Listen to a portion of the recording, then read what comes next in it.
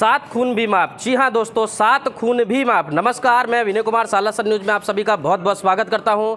आज हम उपस्थित हैं हनुमंत रेसिडेंसी छीरी में, जहाँ पे आप देख सकते हैं कि छीरी के अंदर जो हनुमंत रेसिडेंसी है वहाँ पर एक कॉमन मीटर दिया गया है करीब 5-6 सालों से।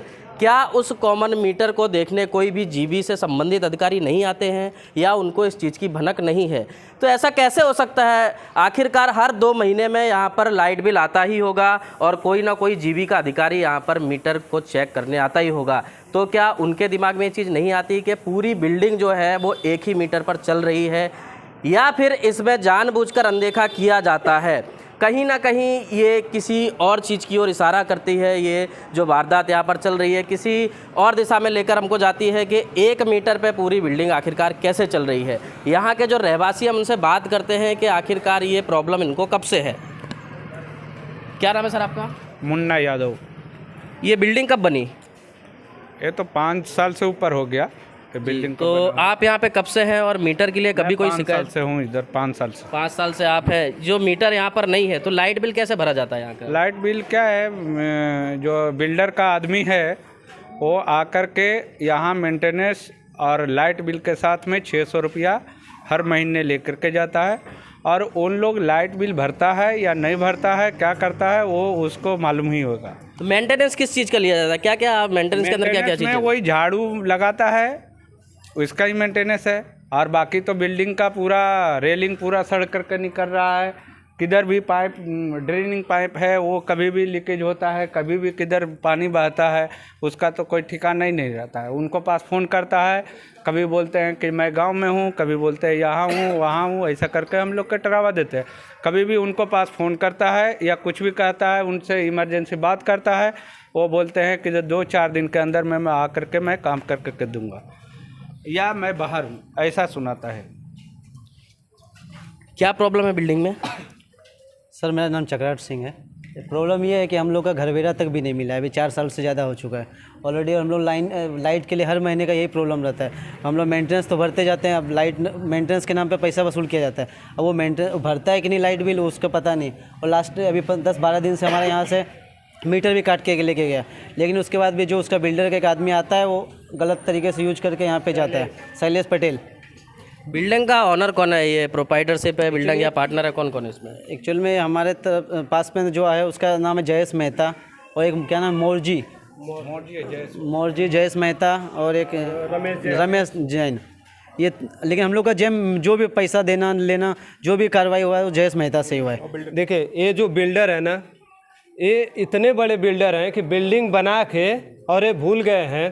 ये बिल्डिंग जो सामने दिखाई दे रही है हनुमंत रेसिडेंसी, यहाँ पे इन्होंने गेट डाला और हम लोगों को जो कैटलॉग दिखाया उसमें दिखाया कि हमारे यहाँ पे एक बहुत बड़ा सोसाइटी बनाने जा रहा हूँ, यानी यहाँ की पब्लिक को, हर किसी को चूतिया बनाया गया है।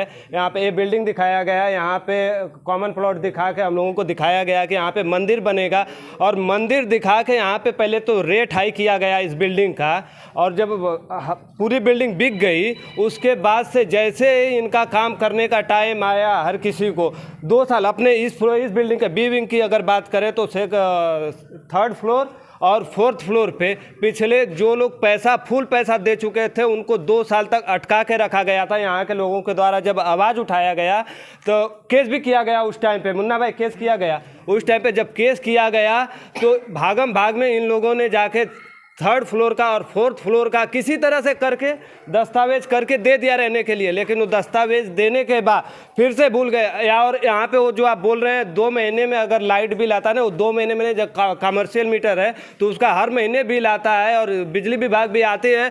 और ये सिर्फ बिल्डर नहीं, बिजली विभाग का भी मिली भगत है इसमें।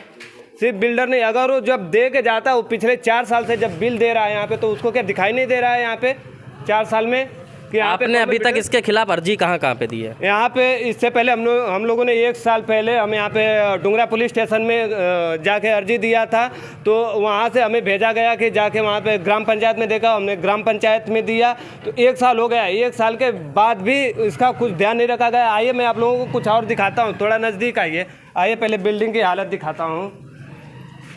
अभी बिल्डर को बुरा लगेगा, जीबी को भी बुरा लगेगा, और मैं चाहता हूँ ये चीज़ देखें वो लोग, नहीं तो ये बात। ये देखिए यहाँ पे यहाँ पे ये देखिए, ये हालत देखिए, हमारे पार्किंग की हालत है, यहाँ पे टूटा हुआ है, ठीक है। इसके बाद हम लोग ने खुद के फंड से, अपने जितने भी बिल्डिंग के लोग हैं, खुद के फंड से हमने अपना पैसा डाला है। 600 रुपया वो लेता है, हम एक इंसानियत के नाते उसको दे देते हैं। जब हम लोग ने उससे फ्लैट लिया था तो हमें ये बोल के दिया था कि 1 साल तक आपको 600 रुपये देना है, 1 साल के बाद जो उनका होता कि 1 साल में 600 रुपये दे देना, इसके बाद मीटर लग जाएगा और इसके बाद हम ये बिल्डिंग आप लोगों को हैंड ओवर कर देंगे, फिर अपना खुद का सोसाइटी चलाना। ये गड्ढा किस चीज़ का है? ये ड्रेनेज सिस्टम है यहाँ का। ड्रेनेज सिस्टम तो इतना घटिया भाई साहब, अगर मैं आपको बता दूं, खोल के दिखा दूं ना, तो यहाँ पे कोई खड़ा नहीं रह सकता है, इतना घटिया सिस्टम है यहाँ का। तो बिल्डिंग में लिफ्ट वगैरह दी गई है बिल्डिंग में? ये दिखाता हूँ आपको। यार बिल्डिंग को बने हुए 5-6 साल हो गए और ये लिफ्ट है, मतलब एक कैद खाने तरीके से इस लिफ्ट को बनाया गया है। तो पैक कर दिया गया इसको, ताबूत जो बोलते हैं वो ताबूत है, ऊपर से नीचे तक इसको बंद किया गया है।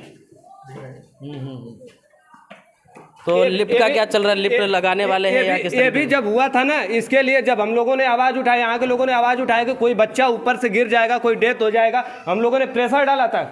हम लोग ने प्रेशर डाला था कि यहाँ पे लिफ्ट को कम से कम चालू नहीं कर रहे हो तो कम से कम कुछ ऐसा सुरक्षा दे दो। हमारे छोटे छोटे बच्चे इसमें रहते हैं, अगर गिर के कुछ खुदा न खासा कोई घटना हो जाए तो उसका जवाबदार कौन होगा? तो वो 2-4 दिन के बाद आया, प्लाई ठोक के चला गया। हमने लिफ्ट की बात की थी और उसने प्लाई ठोक के चला गया। और आइए दिखाता हूँ यहाँ पे, आप देख सकते हैं यहाँ पर काफ़ी छोटे छोटे बच्चे भी, अब सोसाइटी है तो यहाँ पर बच्चे तो रहते ही होंगे। तो बिल्डिंग बन जाती है, बिल्डिंगों की परमिशन हो जाती है, सरपंच के द्वारा ग्राम पंचायत में एरिया लगता है तो कहीं ना कहीं ये सरपंच के अंडर में होता है, प्लान पास हो जाते हैं और बिल्डिंग बनके तैयार भी हो जाती है।